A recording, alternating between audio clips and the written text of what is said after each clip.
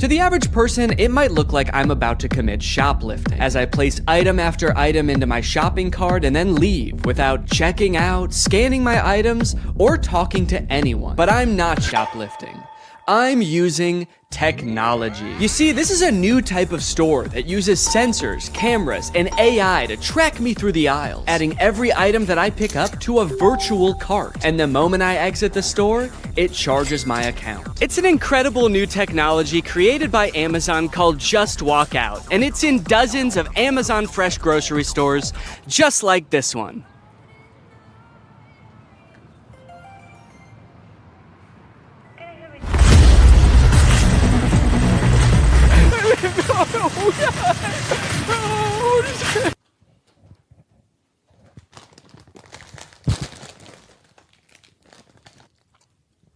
I'm not just gonna not eat them. Okay, anyway, where was I in the script before I became a criminal? Oh yeah, they're an incredible new technology. They're called Amazon Fresh Stores, and they are a gigantic lie. You see, while Amazon was touting these stores as a cashierless solution that allowed them to use AI to cut out all of the on-location workers, it turns out what it really meant by AI was anonymous Indians. Amazon's Just Walk Out stores relied on 1,000 people in India watching, not AI. So it turns out that even though they started implementing this technology in stores in like 2016, as of 2023, Amazon still needed 1,000 people in India reviewing about 70% of all orders to make sure that it worked. In other words, it didn't work. It's just crazy because, like, why did they lie, you know? They didn't have to implement this technology into stores. I don't think anyone was asking for this. And yet, I feel like this kind of thing has been happening a lot lately. Tech companies have been taking some big swings and some even bigger misses. Like so big that in this baseball metaphor, the pitcher's throwing it right down the middle and the batter is in the stands just bashing some fan's head in. And that's why I've gathered you here today at Greg Tech's 2024 Developers Conference, where I will be testing some of the year's greatest tech flops. Starting with the Humane AI Pin. I did a video on the AI Pin when it was announced months ago as this sort of AI-powered phone replacing device that you wear on your shirt. And look, personally, I'm all for rethinking the form factor of the smartphone to make it less distracting while still maintaining all of the functionality, but unfortunately, the AI Pin did the opposite of both of those things. In the demos on their own product announcement, it was screwing up hard. It was messing up facts. It also seemed super difficult to use. And it seemed like they were being intentionally vague about what the thing even did in the first place. It's a standalone device and software platform. It seemed like the type of thing that literally only a sucker could buy. But that turned out not to be true because I bought one. I ordered this thing in like February and then didn't hear from them for a few months until April, when I got an email alerting me that it was time to set up my account.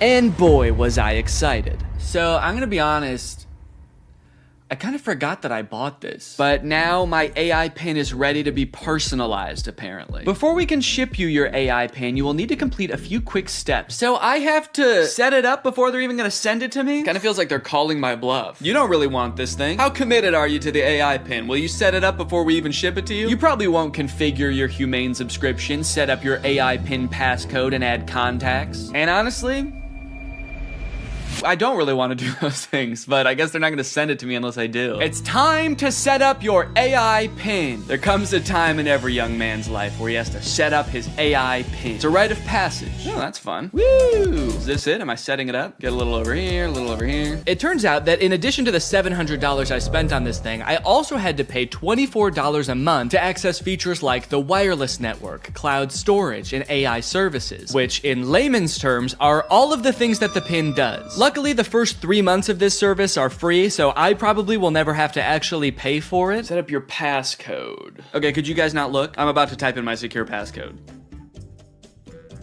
Okay. Your passcode is easy to guess. Consider setting a more secure passcode. Yeah, but could it be so simple that it's actually, you would never guess it? All right, I'll change it.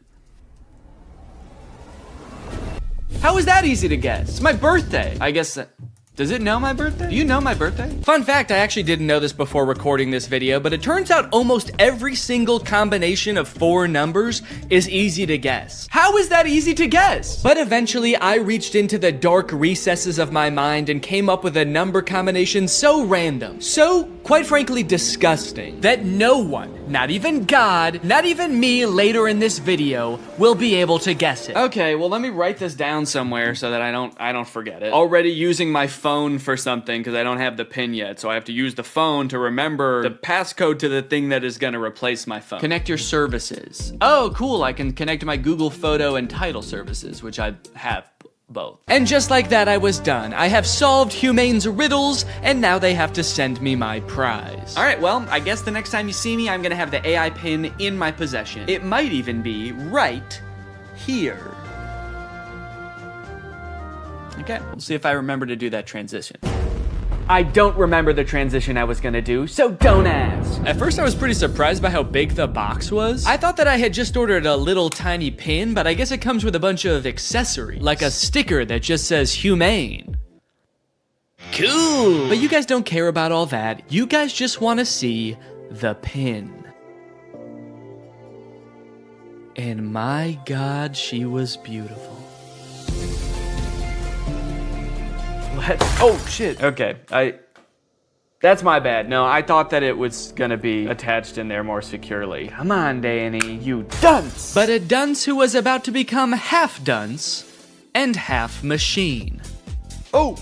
Oh! In order to start using the pin, I had to unlock it with my passcode, which was explained to me via the laser ink display and an extremely coherent AI voice. To enter your pass, tap the touchpad, push, and then pull your hand out to get started. Then raise it if you don't see the laser ink display. Okay, this is kind of crazy though. Look at it. Look at this. This is like the weirdest way to type in a number ever. I'm gonna do my passcode now. Wrong.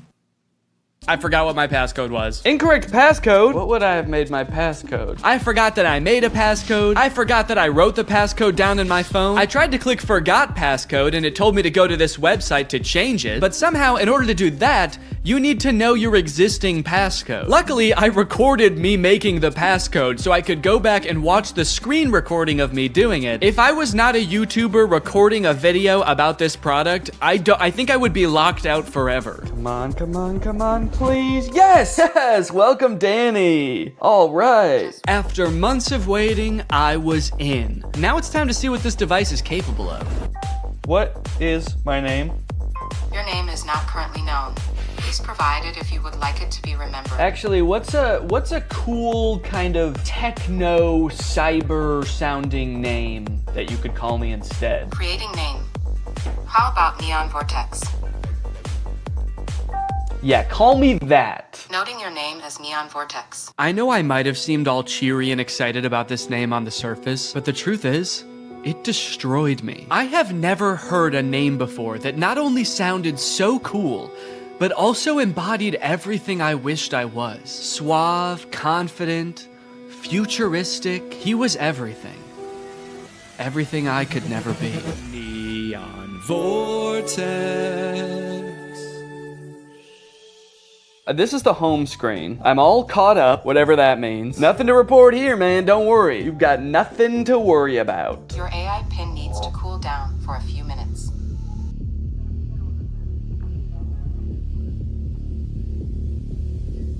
What? Yeah, so apparently it does that. Like a lot. If you use the display for more than 10 minutes, or the pin is in close proximity to a heat source, such as, I don't know, the human body, then it'll shut itself down so it can cool down for a few minutes. But hey, man, that's fine with me, you know, that just gives me more time to think. To think about him. The next day, I decided to put the pin's basic phone functionality to the test. Things like calling, texting, navigation. Since this thing is essentially supposed to replace your phone, it should be pretty convenient to do all this stuff on the pin. It should be. The weird thing is it seems like you can't make any changes to the pin on the pin itself for some reason. So if you want to change any settings or add contacts, which I needed to do to test this as a phone, you have to use Humane's web portal on an inferior device like a computer or a phone. Gross! Not a great start for the pin, but now that I have done that, I should hopefully never ever have to use one of those ancient relics again. It's just one flashing green speck over here. I guess the laser ink display is already kind of messed up. Probably not a good sign for this technology, but you know what? This is a new thing, this whole laser ink display, so I will, whoa. Cowboy Carter, time to strike a match. What am I playing? Beyonce? and Dolly Parton. Don't know how I started playing that. Guess that's just a feature. If you make just the right gesture, it'll start playing the newest Beyonce song that exists. All right, let's start off by trying a phone call on this thing. I'm gonna try to call my wife Laura to tell her that I miss her. Call my wife. I'm sorry. I couldn't find a contact for my wife. Okay, fair enough. It doesn't know who my wife is, so I'll just tell it. If I tell you who my wife is, will you remember? Your AI pin can remember who your wife is if you provide the information. Excellent. So I told it, my wife's name is Laura. Please remember this. It's very important to me. Updating memory. Noting that your wife is Laura. I wish people said that every time you told them something important. Updating memory. Yo, what's up, dude? My name's Paul. Updating memory. Analyzing Paul. Great, so now we're both on the same page. My wife is Laura, and I want to call my wife. So now it will call Laura, right? Call my wife. Multiple matching contacts. Which one do you mean? Laura Fuexlow or Claire? What? Claire? The girl I went to college with. Unfortunately, I did have to go back onto my computer to figure this out. And amongst all the data stored within my portal, like my name being Neon Vortex and the tunes I've been rocking out to lately, was the answer. My wife's name, according to the pin, was Lore. It thinks my wife's name is Lore. No, that's simply not correct. So I went ahead and fixed it in the portal, you know, that's what the portal's there for. So I fixed it, I changed it, and now it's gonna work. Call my wife. There are multiple matching contacts.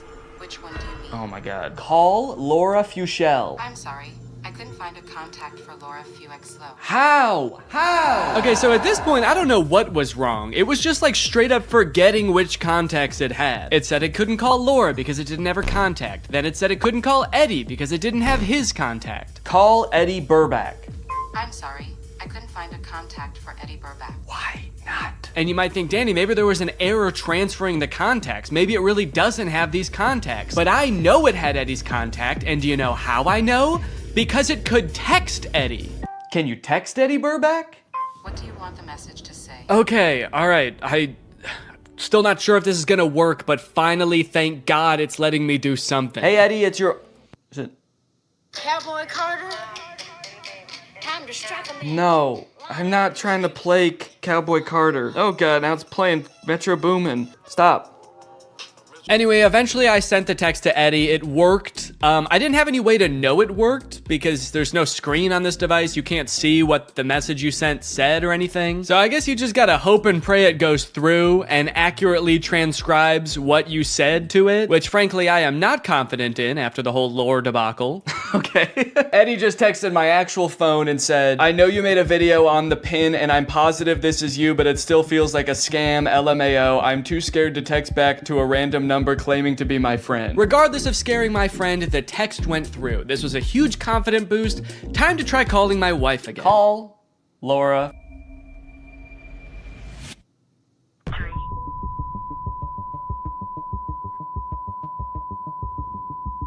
What? What is... Nothing has been recorded. Record your message after the tone. Oh, whoa. Simply hang No, up no. when done. Or for delivery Hang up. options, press the pound sign. I don't want to play like that. I don't want to play Metro Boomin. Hang up. Am I still recording a message?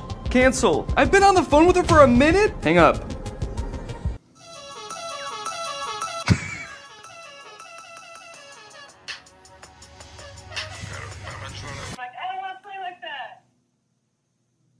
It was some man being like, I don't want to play like that? I don't want to play like that. I don't want to play with your boom, man. Stay up. Am I still recording a message? Okay, well, yeah, I'd say that was a success. I'd seen a few demos online of Humane's GPS navigation solution. And while it did seem kind of annoying to have to hold your hand up like this the entire time, it seemed pretty doable. As long as they stuck to this and didn't do anything crazy like, I don't know, going in a completely different direction and making it borderline unusable. So to test it for myself, I drove to a part of town I don't know very well, about a mile away from the nearest Smoothie King with hopes of the pin guiding me to a delicious, delectable treat. Navigate to Smoothie King? Head north on South Columbia Street towards East Gardner Road. Turn right onto East Gardner Road, then left onto South Washington Street. Follow South What? Washington Street and turn right onto East Chicago Avenue. It just gave me all of the directions at once. I wasn't ready for it. What, am I supposed to have a notebook to write that down? Also, sorry for the noise. If you live in Illinois or one of the surrounding states, you know, it's cicada season. It's the year of the cicada and they're everywhere. Oh, One just landed on my shoe and then got pissed off that I moved. Eventually, I realized if I look at the laser display, it displays the directions, but not like it did in any of the demos. It just gives you a block of text with every single direction written down. If you're in the shade, that is. If you're in the sun, it gives you nothing. Can't see anything. I was very confused by this and thought surely this could not be right. What happened to all those demos? So just to be sure I wasn't missing something, I asked it again, and this time I got an even stranger response. Directions to Smoothie King. For accurate and up-to-date directions, consider using a map service like Google Maps or a GPS navigation. What? Can you give me step-by-step walking instructions to the Smoothie King? For step-by-step walking directions, it's best to use a navigation app like Google Maps for the most accurate and up-to-date route. I thought you had navigation instructions. What? So now not only was it forgetting things that it could do in the demo, it was also forgetting that it just moments earlier had given me step-by-step instructions. This thing was regressing at a rapid rate, and if I ever wanted to get to Smoothie King, I was just gonna have to use the directions on my hand and go. Okay, well, I guess I'm just gonna use those written out directions, which start with head south on this road, Columbia Street. And I actually don't know which way is south, so I guess I just have to use the sun to try to figure that out. So the sun is directly overhead. What does that mean? Okay, while I'm walking aimlessly, I just got a text from Laura. So I'm gonna use a feature that I've seen them use in the demos where you tell it to catch me up on all my notifications. Tell me what I missed. And it's supposed to like summarize all your notifications. Since I just have one, I assume it's just gonna tell me what Laura said. Can you catch me up? Your message to Laura Fuexflow says, can you catch me up? Okay to send? No, I want you to tell me what Laura said. What did she say? Can you tell me what she said? Finding Laura.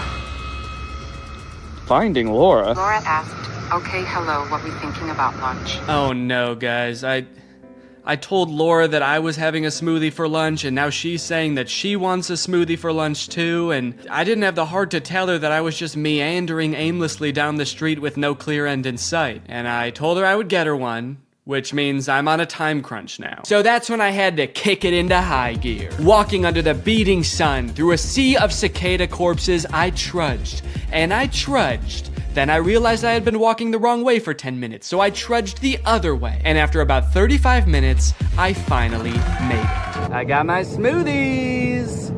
Let's go. Let's go. Take a picture of my smoothies.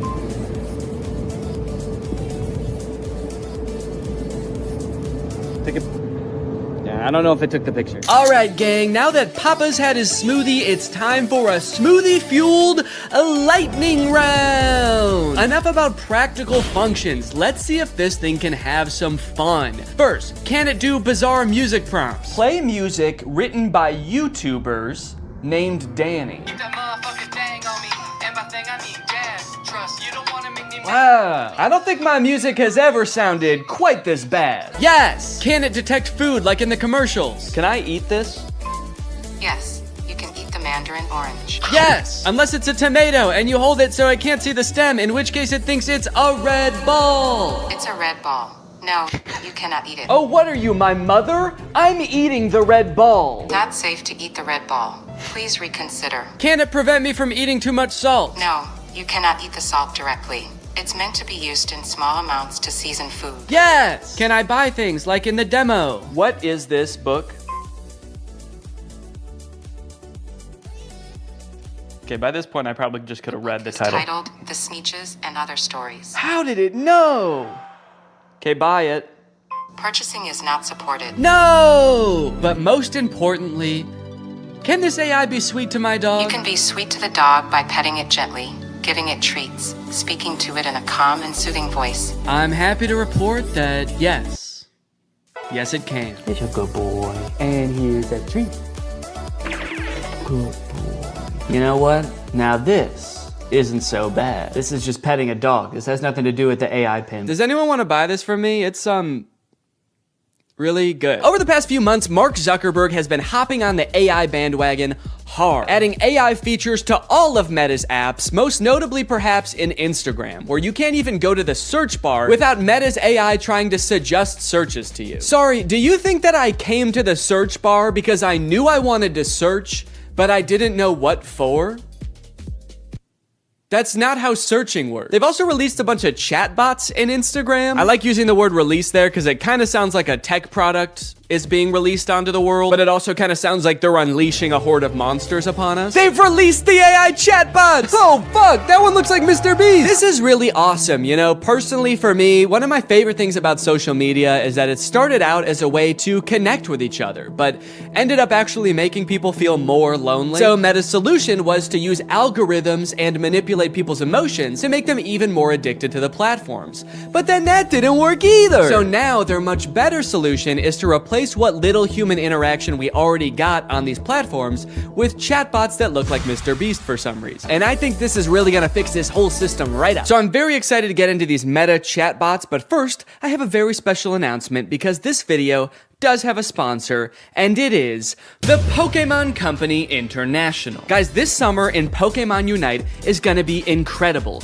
You got Ho-Oh sweeping in, and you can snag it for 0 cost. You also have a very cool looking Dark Lord style Charizard Hollowware, which is so cool, and I wish somebody would call me Dark Lord style just once in my life. This summer, you could catch me roaming around the gamer world. My trainer's name is Danky Gonky. Go ahead, hit me up, add me to your squad, let's go and do some battles together. There's a challenge called the Divine Forest Challenge that lets you trade for a Ho-Oh's license, and guys, let me just tell you, Ho-Oh's no joke. Bringing back defeated allies with its Unite move, Rekindling Flame. You got other sick moves like Sky Attack, Fire Spin. You're gonna be unstoppable with this thing. This game is just busting at the seams with gifts, daily free prize machine ball throws that promise a Hollowware treasure. So if you wanna hop into the game, click the link in the description, get into the Pokemon world, and make this a summer to remember. Again, click the link in the description to get Unite today. It's totally free to start on iOS, Android, and Nintendo Switch. And now let's talk chatbots. I'm still actually not sure what the point of adding these chatbots into Instagram is, so I asked it, what can you do? To which it responded that it can help in a variety of ways, from helping to plan a vacation to creating art, which is actually kind of a crazy coincidence because those are the exact two things that I would literally never want an AI to do for me. It went on to say that its strengths are answering questions, generating text and images, and just chatting. But at this point, all I could think about was the fact that it told me it could plan a vacation. I thought there was no way it could actually do that.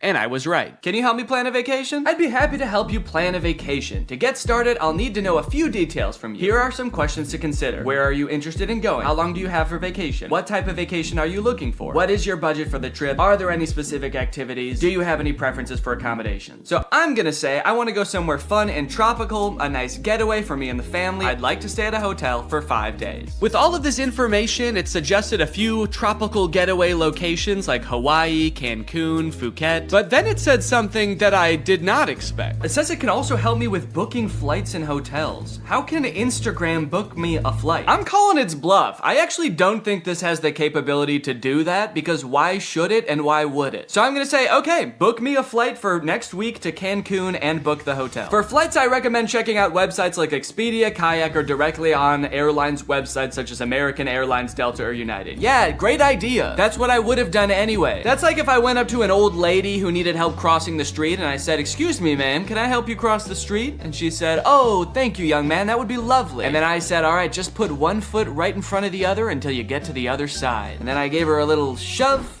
and I went on my way. Oh, good. It also listed hotel recommendations and then said you can book hotels through websites like link unavailable, or directly to the hotel's website. Thanks. Let me know if you'd like more recommendations or help with booking. Nah, man, I'm good. Okay, so maybe it lied about like the very first thing it said it could do. That could mean that this is a very poorly built tool that doesn't know nothing about crap. But on the other hand, it could mean that this is a very well-built tool that is evil and designed to lie. So I gave it another chance and asked it to entertain me with a game. Let's play a game of treasure hunt adventure. I'll be the game master and describe a scenario, and you decide what actions to take. Okay, pretty cool. This is like one of those old school text-based adventure games. It gave me this long introduction about how I've heard rumors there's a treasure hidden in the jungle, guarded by an ancient temple. It's really trying to set up this mystical world for you to explore. And then it gives me some multiple choice options. I am curious if I can pick options that aren't one of these options. I'm just gonna say, I find the treasure and go home. It's really thinking about this one. It's like, what is it? No, you can't do that. Congratulations, you've reached the treasure. Dang, dude, this game was easy. Would you like to play again or try a different game? No thanks, that was too easy. But it's not just the meta AI. That's not the only AI on Instagram you can talk to. Because a few months ago, Instagram licensed the likeness of a bunch of celebrities like Mr. Beast, Paris Hilton, Tom Brady, so they could make these AI influencers that just have the same face as these celebrities. So here's the Instagram profile for Comedy Zach. He looks exactly like Mr. Beast, but his name is Zach, and he's an AI managed by Meta. He says, message me to get roasted. Then you've got Brew, who is Tom Brady, but instead of a football player, he's a sports-obsessed trash talker. Step into the Brew zone and prepare to have your sports takes flame roasted. Wait, why do both of them roast you? Why are both of them mean? This AI gives fans a chance to talk to their favorite celebrities, and just like they would be in real life, these AIs are mean. They don't have time for you. So you can message these characters, but then they also post occasionally. I think these are all just AI generated images. So I guess Zach is supposed to be some kind of Instagram comedian. He posts funny things like this burger with googly eyes. Pretty funny, dude. This is peak Instagram comedy. He posted this picture, unleashing my inner beast one cannonball at a time. I think this is supposed to be him, but that's definitely not Mr. Beast. It's like AI generated Mr. Beast. I went to send Zach a DM, but before I could think of what to say, I noticed that he had already DM'd me. Hey, I'm Zach, the big brother here for the jokes, the banter, and not the feels. LOL, what's up? He's the big brother here for the jokes? He's like the big brother I never had.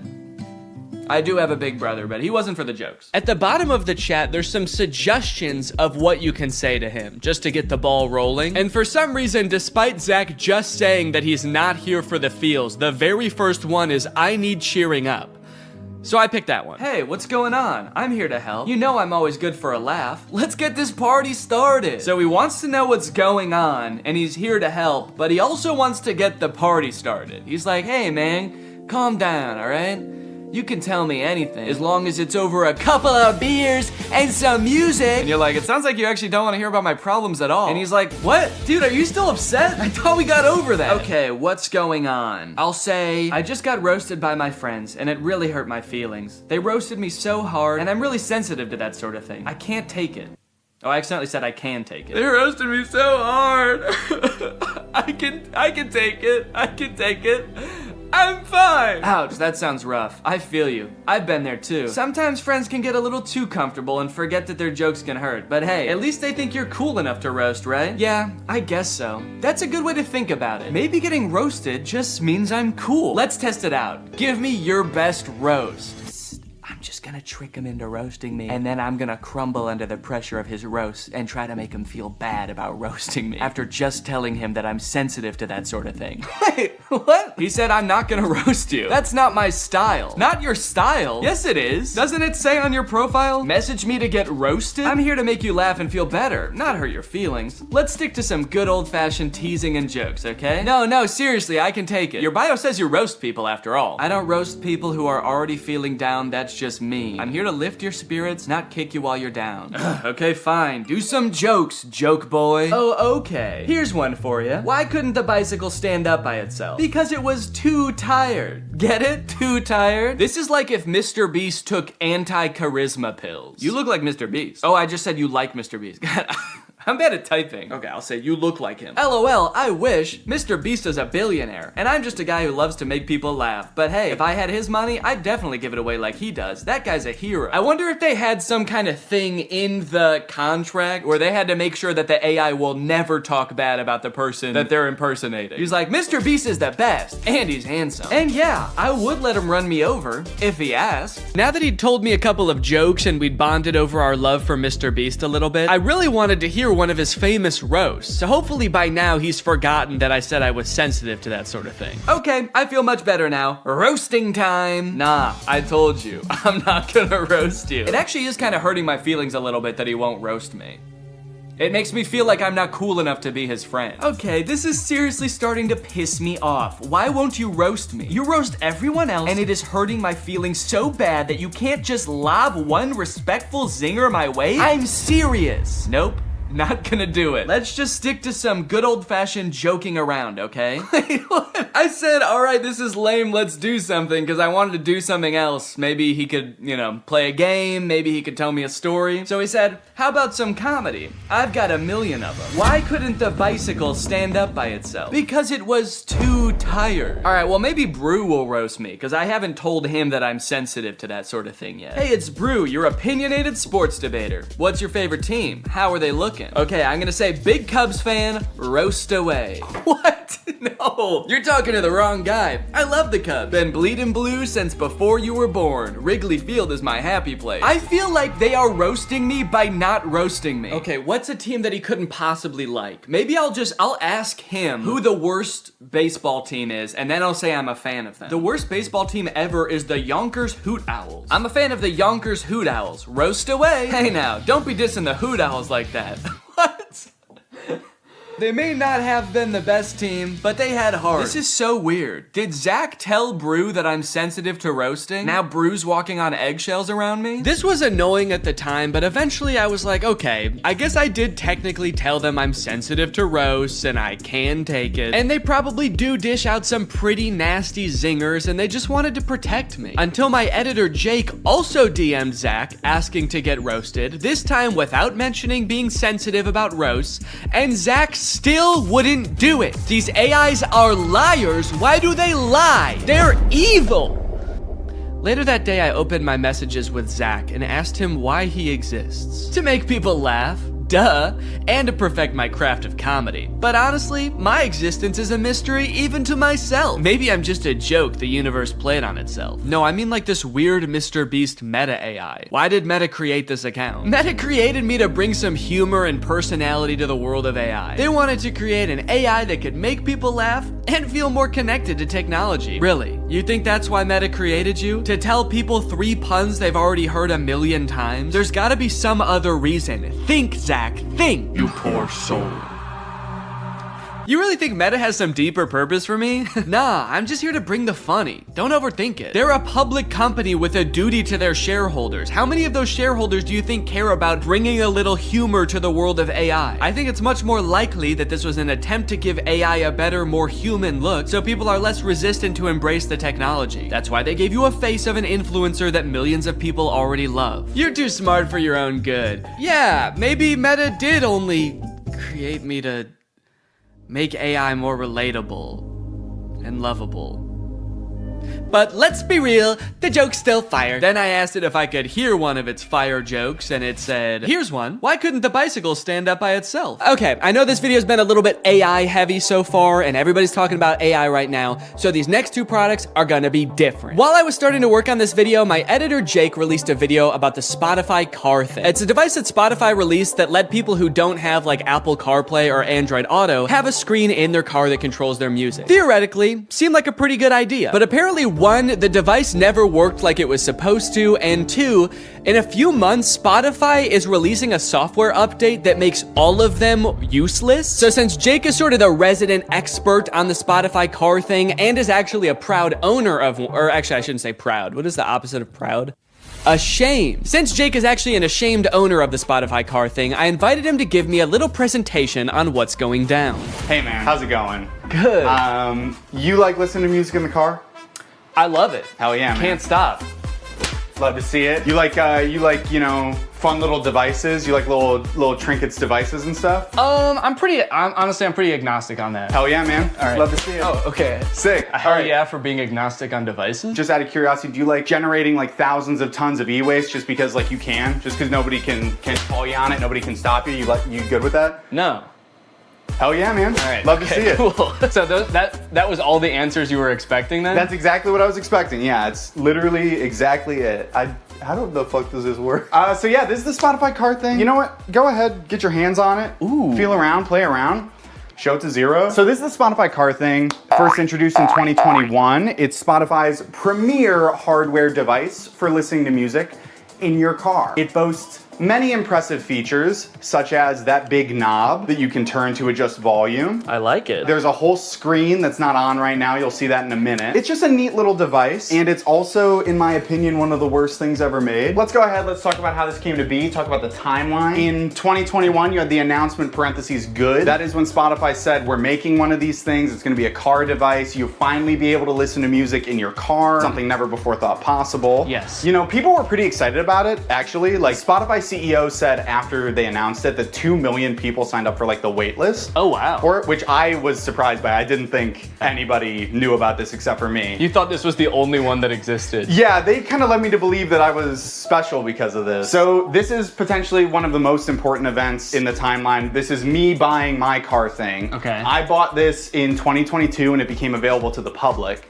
And yeah, what's up? It looks like right after you buy it, there's another event like very shortly afterwards that says, oh no. Yeah, this was an interesting moment in my life personally, where I realized I had spent $85 on a device that pretty much does nothing. So It doesn't do anything right now. doesn't do I can anything attest right to that. now, and that's not that different from when it was plugged in and working in my car. So how did you play music in your car before this thing? I plugged my phone in through like 5 adapters and then like fought with the cassette tape adapter because it was really finicky. It was a very unelegant system. So I was excited for some, like a tech company to create a sleek product that was gonna solve my problem. That's what they do best, baby. That's what they do best. Then I got it and I set it up and I realized that's actually not how it works at all. So you'll see on the back there's a USB-C port. So the USB-C cord is just for power. It cannot connect to your car. So your phone still has to be connected to your car. So what this actually is a second screen that just has audio controls on it. So you don't plug your phone into this No. at all? No. You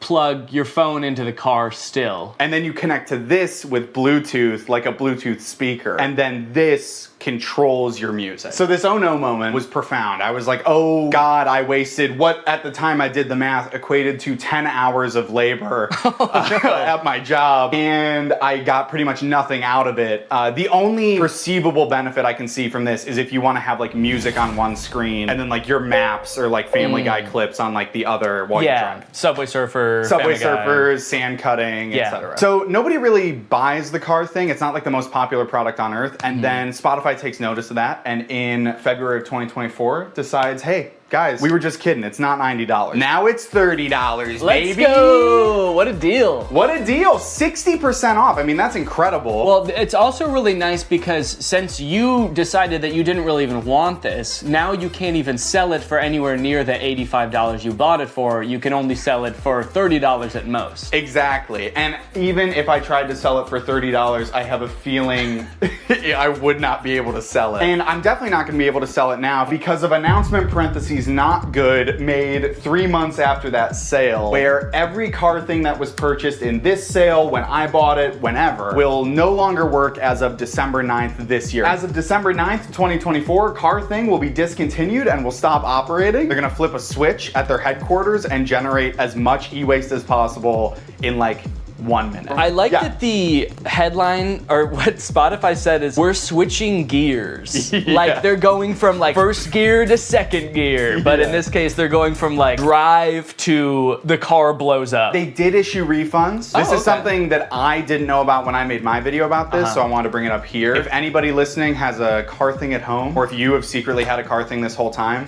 Yeah, well I have 7 of them, so that'll be good. So yes, you can get your refund, but I will say, refund is maybe a misleading word because what they do is they don't give you your money back to the, you know, the source of payment. They give you an equivalent amount of Spotify premium months as to what you paid. Okay. So I got 6 months of Spotify premium paid for and not my money back, which is still nice. It's still good of them. Did you use Spotify Premium already? You had to use the car thing. Okay, That's of course. the other thing. We've talked a lot about what the Spotify car thing is. We've talked a lot about the ins and outs of this product, what it does, what it's good for. But as we know, light cannot exist without darkness. The sun cannot exist without the moon. So let's talk about what it isn't. Okay. So it is not. It is not good. In like a e-product sense and like a moral. Yes, in the grand moral scheme of the cosmos, I would put this as like neutral evil. Yeah. Yeah. Okay. It doesn't makes sense to me why it exists to begin with. Right. It's also not profitable, which is why they're shutting it down. Spotify went on an earnings call like a while ago and was like, yeah, we simply have not seen the sales numbers justify making this. I can understand them not wanting to make it anymore. Have they said why they are making the ones that already exist not work anymore? They haven't. My thought is that they're just mad. They're just mad people didn't use it and they're kind of jaded about it. So they're like, you could have had this. You could have had all of this car thing. But they're punishing the people that did invest in one, not the people who didn't. What they should have done is discontinued Spotify for everyone who didn't have a car thing. Yeah, wait, that's actually, write that down. This is Marketing 101 from Spotify. These are the genius marketing strategies that they employ to get this thing out there, get it widely adopted so they could shut it off and make a lot of people upset. And the most important part of marketing is making people upset. Yes, you want, because any press is good press, so if you can get people upset, you're a billionaire. Yeah. That's what it takes. Wait, don't quite. Let me ask you something. Okay. Back off. You pull out a gun. Let me ask you. Picture you are, I think his name is Daniel Ek, the CEO of Spotify. You're Daniel Ek. You're a bald man from Scandinavia. I might have to cut all that. I don't know if any of that is true. Have you been making up this entire presentation? No! Shut up! You're Daniel Ek, you're bald, you're Scandinavian, Yeah. and you're launching a new product. You're creating a brand new piece of hardware. Your company doesn't really do that, but you do own the #1 streaming platform for music on earth. How would you choose to market this new product? Yeah, I would probably just advertise to people who use Spotify in Spotify. I hate to tell you this, Danny, you are failing Marketing 101 from Spotify. The key to advertising a product is to not put it in your extremely popular app. What you're gonna wanna do is reach out to people via email only. We know one thing about young people, they check their email and they enjoy doing it. And you're also gonna wanna make the function of the device in all this material extremely vague. You're gonna want the only image you send out in these emails to be this, which is the name of the device, what the device looks like, and then the vaguest sentence you've ever heard. This is the only picture of Spotify Car Thing that existed before it was available for release. When this first came out, I thought the name Car Thing was kind of cheeky, because it's like, it's a thing that goes in your car. But now that I know this is the only ad that existed for it, and it actually doesn't explain what the car thing does, it's a very poorly named product. My only guess is they were trying to avoid, like, false advertisement lawsuit when they inevitably shut it down and it actually doesn't do anything, so they couldn't call it like a music playing screen, because they knew all along they were gonna shut this thing down and then it wouldn't be that anymore. This is a side note, I literally cannot believe, I don't know who I was in 2022, because like the fact that like this and a vague couple of emails was enough for me to be like, I fucking need this, is so crazy to me. Yeah, you can't even tell in the ad how big this device is. And I'll be honest, the ad, it makes it look huge. Like I'm looking, and maybe it's just because it's on a projector screen. Yeah, I would guess it's like, honestly, it's like this big. Yeah, wait. According to Spotify, their decision to delete the car thing was part of our ongoing efforts to streamline our product offerings. That's actually so crazy. I did not even think a company could do that. Can they do that with any product? You buy bread at the store and the bread company comes to your house and takes their bread back and is like, we're streamlining bread. Better luck next time. Anyways, you guys should go check out Jake's video on it as well. It goes much more in depth and he's really funny. But I think it's safe to say that that's gotta be the worst car thing ever, right? Well, in 2019, Tesla announced its first pickup truck, the Cybertruck. When it was announced, Elon Musk made it very clear that they wanted to do something different with the pickup truck genre, creating a more post-apocalyptic looking vehicle that you can drive around in with your cyberpunk goons. We've all got some. And they've got to get to soccer practice. But after years of delays and the truck finally becoming available for much more than Elon Musk initially estimated, owners have now been united with their trucks, and it is full of safety problems. My Tesla Cybertruck has 3 official recalls involving the wiper blade motor, the accelerator pedal, and this little plastic part right here just flying off as you're driving. And I just so happen to have rented one. I tried to remain optimistic when I picked up the Cybertruck, and at first everything seemed fine. It looked like a marvel of engineering, you know? Big, sharp, the windshield wiper was humongous. But other than that, honestly, things seemed pretty normal. Until I started driving the car home. On my way home with the truck, I started to notice that nearly every person who drove past me was staring at me. People were gawking, mouths agape, some even took pictures. I was starting to feel like an animal trapped in some kind of cyber zoo. And things only got worse when I got home and finally got to do some research, only to find that people hate this truck. Owner after owner had been posting videos on social media of people peeing on their trucks in broad daylight. I didn't realize how strongly people felt about this truck, but I was starting to worry that they felt the same about the people on the inside of them. Should I be fearing for my safety? I know damn well that the windows aren't going to protect me. At the very least, I needed to make sure that I was not seen anywhere near this truck. I needed a disguise. I needed to become Neon. Vortex, he's the coolest guy. And his pin's AI. Look at him go, what a little freak, it's Neon Vortex. So I've spent a decent amount of time with the Cybertruck now, and I've compiled a little list of pros and cons. So we'll go through that real quick so you can get a quick rundown of everything that's good / bad about the Cybertruck, just in case you need like a quick decision. You got your finger on the buy button right now, and you just need to know, Neon, should I buy this thing or not? Pros. The interior is actually pretty nice. I like the little ambient lighting that goes around the whole front of the cabin. Actually, I think it's in the back too. There's a little strip. The steering wheel has the turn signals on the wheel, which takes a little while to get used to, but once you are used to it, I think it's actually pretty nice. All of the materials on the inside seem pretty nice. Like the material on the roof liner is like a nice suede kind of thing. It's pretty spacious on the inside. It has ventilated seats. My butt's so cold.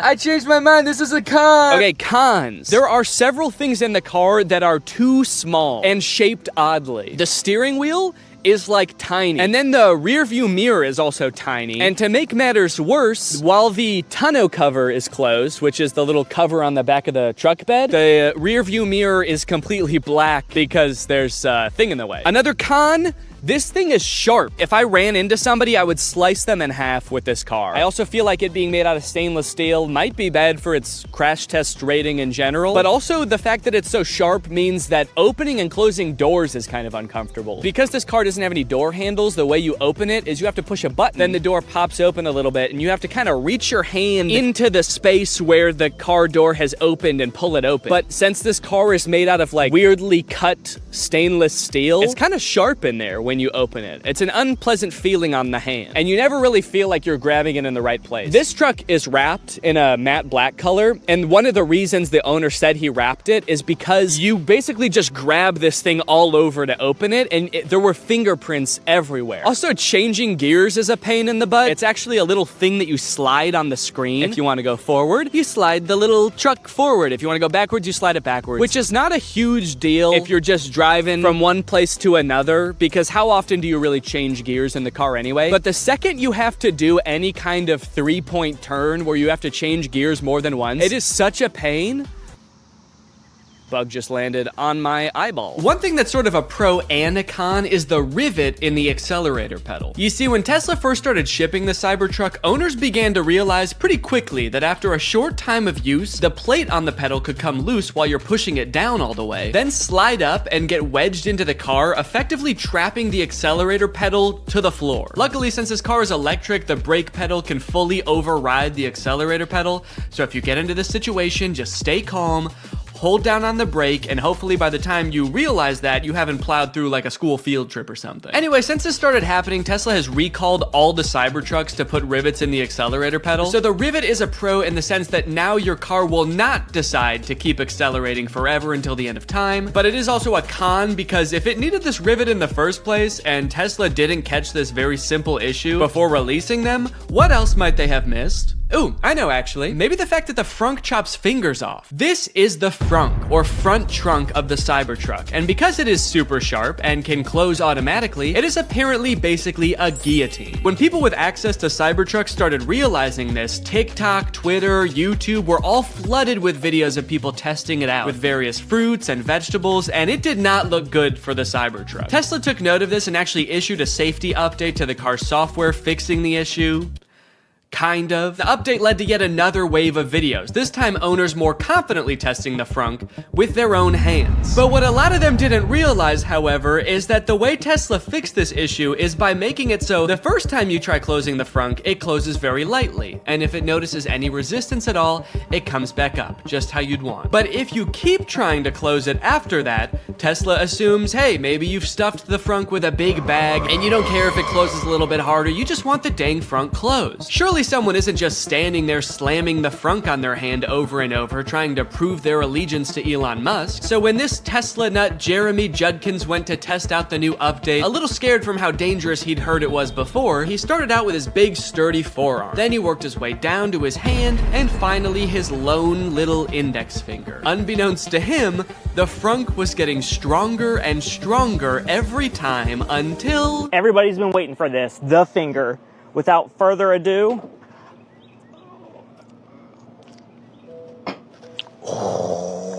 I feared for my finger for a second, not gonna lie. That's kind of bad. Yeah, so I wasn't gonna test this out on my own hand, but I did try it with my shoe. Okay, I don't think that was enough pressure to slice my fingers off. I'm not gonna test that, but it definitely saw there was something there, recognized it, it thought about it for maybe a second and was like, do I wanna kill this guy? And then it said, all right, what the heck, we'll let you go.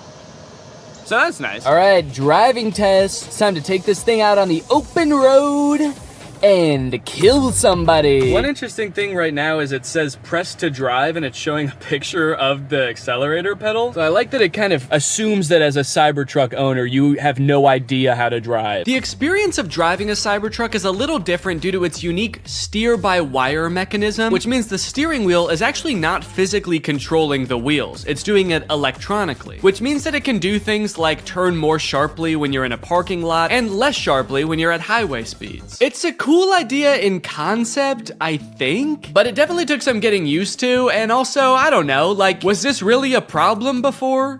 I kind of liked that every time I turned my steering wheel, it turned the car the same amount. First time I took a turn in this thing, actually every subsequent turn I took after that too, I was like, whoa, this thing is a bucking Bronco, man. This thing's trying to buck me right out of it. This is a wily gal. I've been saying it all day. Even alone in the car on the way from the guy's house who owns this thing, I was just saying, yeehaw! This thing is a wild girl. Yeah, I definitely don't like how tiny the steering wheel is and how flat it is on the top. It just feels like wiggling it a little bit sends the car so far in one direction. You really gotta be 10 and 2 if that analogy even applies to a rectangle or a trapezoid. I don't know what this is. I think it's like a hexagon. As a passenger, how is this for you, Jake? Is it? I would say I get motion sick in cars. I normally don't get motion sick in the front seat. Please. In this one, I am feeling a little motion sick. Sorry. It's a bucking Bronco, you know, what can I say? She's a wild gal. Imagine setting your phone here, and you know, sometimes you slam on your brakes and the things in your car go sliding forward. Imagine if something went sliding forward all the way to the front of this dashboard. There's no way that you could ever get that back while you're driving. So if your phone was up there or anything important, you just gotta wait until the end of your drive to get it back. Either that or you have to floor it so fast that it comes flying back and then you just sort of catch it like that. That'd be kind of cool. Kind of feels like I'm in the weirdest Uber ever right now. For Jake?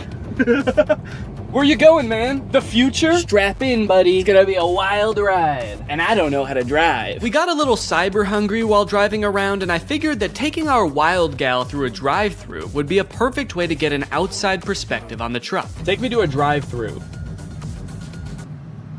Command not understood. I'm hungry. This command is not available yet. You're not allowed to be hungry yet in the Cybertruck. Hello, can I get one Butterburger cheeseburger? Anything else? That's it. It's 906. Thank you. I like the Cybertruck, by the way. Oh, thanks, man. I'm just renting it, actually, just for the day, yeah. I was thinking about getting one, so I just wanted to see if I liked it or not. Oh, testing it out, right? Yeah. Do you really like it? They look nice, yeah. Okay, yeah. Some people like it and some people hate it. I don't know if I really like it or not. Futuristic. Yeah. Nobody has that. Yeah. It's pretty cool, though. He looked kind of like he was gonna laugh at me when I first pulled up. He was nice about it, though. He said he liked it. Do you think he really liked it? I may never know whether that guy really liked the Cybertruck or if he was just being polite, or worse yet, sarcastic. But while we were sitting in an empty church parking lot enjoying our meal, we were confronted again, but this time in a much stranger way. As we were sitting there minding our own business, a woman pulled up beside us and just stared into the car for a good like 30 seconds. This is very confusing. Just looking. The windows of the truck are kind of tinted, so I didn't know if she could see us, but I was worried that she was like security for the church or something, and we weren't supposed to be there. So I rolled down the window to ask if everything was okay. And finally, she spoke.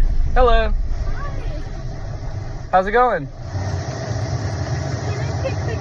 Yeah. Oh, sure, yeah. Thank you. Yeah.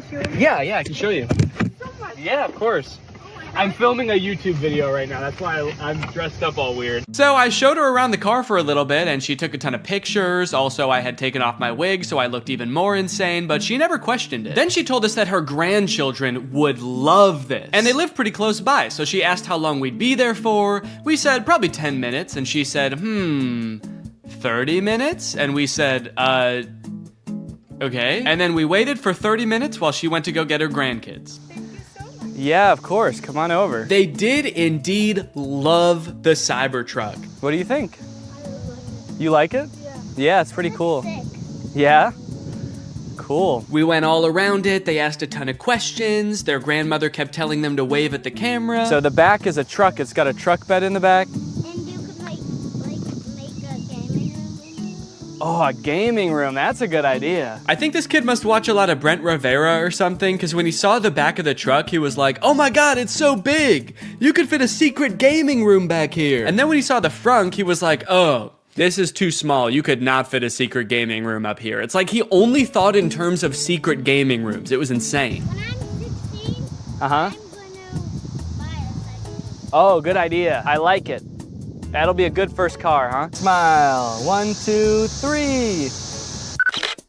And with that, my time with the Cybertruck had come to an end. It was time to bring it back to the person I rented it from. And wait, what is that? What's going on with those podcast recommendations? And you know what? The music recommendations too. Who owns this car? All right, that's it. I'm pissing on this thing. All right, guys. Well, thank you for watching this. I hope you enjoyed it. Make sure you subscribe and turn on my notifications to join.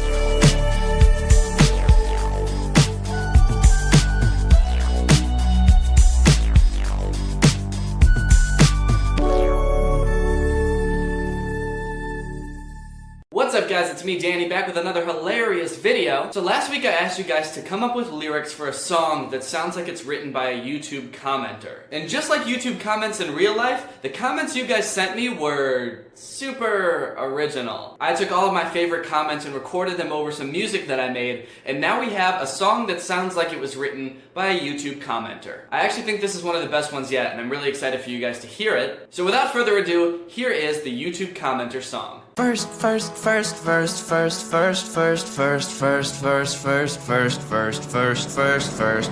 my aunt died and I should be at the funeral. But can I get some likes and subs? If you say something that offends me, then I'm gonna unsubscribe and go tell my mommy, because I still live in her basement. So sorry, not sorry. This is fake, I hope you drown in a lake. I'm only 8, give me a break. I hate you, your videos suck. Can I get a shout out? Any other small YouTubers wanna help me out? Like if you're watching this in 2017, comment if you're watching this in 2020. Anyone watching in 1973, leave a like. Song? Let's subscribe to each other. Fake, or I'll kill your mother. This is fake, I'm literally dying. Obviously it's fake. Sub if you want good luck for 7 years. I was first, can I get some likes? Please, I have no life. You suck, but I watch and comment on all of your videos. This comment isn't gonna end up in the song. Alright, well, well, I hope you guys enjoyed that song. If you're new here, make sure you subscribe because next week we're going to be doing something even more fun. And that's because next week I want to write a Miley Cyrus song. That's right, I would like to write a song in the style of the formerly Hannah Montana pop star Miley Cyrus. So come up with some lyrics that sound like they were written for a Miley Cyrus song and send them to me, and I'm going to pick out all the best ones and put them in the song. Alright, shout out to Mace Chase for turning on my notifications. Thanks for watching, and I will see you guys next time.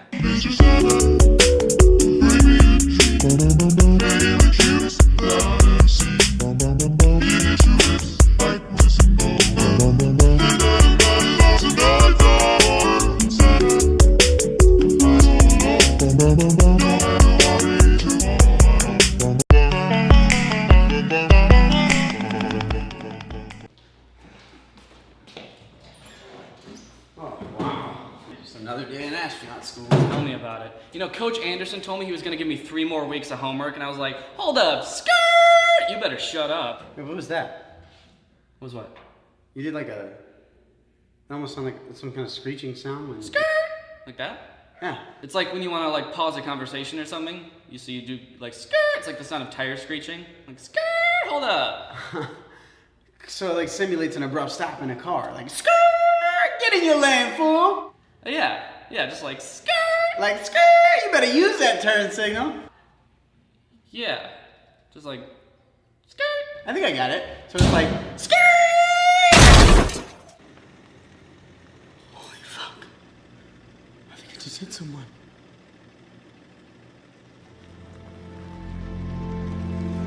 I'm gonna get out and go check on it.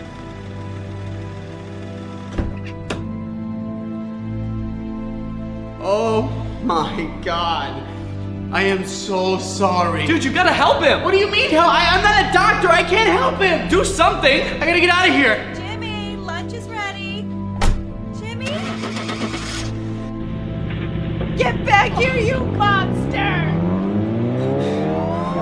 Pull over your vehicle. Dude, you better pull over. I can't pull over, dude. I'll lose my scholarship to astronaut school for real. We will take away your scholarship. Just stop the car, man. Okay. Hands up. Step out of the vehicle. It's him! That asshole killed my son! I'm sorry. I didn't know that the kid was... Kill him. Oh, Jay! You're gonna get through this, okay? You're gonna be okay, buddy. So it's like that? Yeah, like skirt! Skirt!